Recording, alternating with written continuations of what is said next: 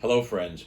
In early June, our religion department chairman gave all of us in the department a summer reading assignment.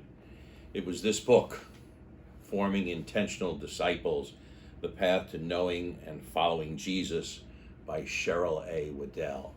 And I finished the book a couple of weeks ago, and I found it fascinating, thought-provoking, and frankly, a bit challenging. Some of the statistics presented in the book are alarming.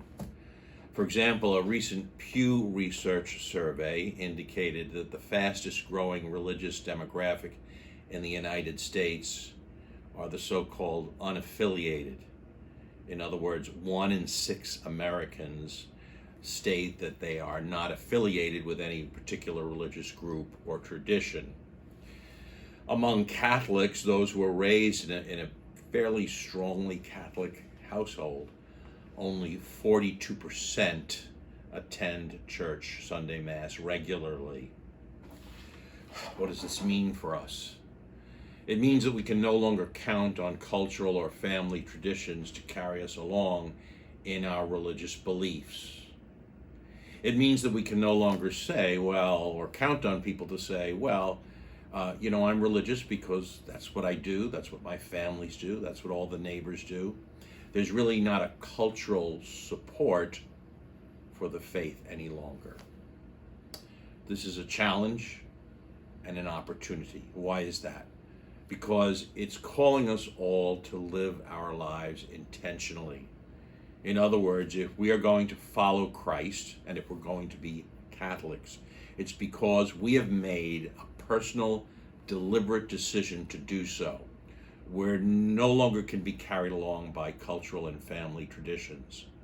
So it means that each of us has to come to know Christ and declare ourselves for Christ personally, deliberately, intentionally. We can't be casual about our religious faith any longer. We can't count on the cultural milieu bringing us along. We have to be intentional, deliberate, decisive about our faith. Now, that's a challenge. It's a challenge for me. You might say, why? I live in a religious community.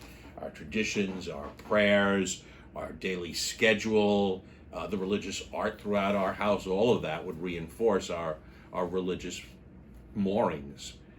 But the problem is that with all of that, I can come to take Christ for granted.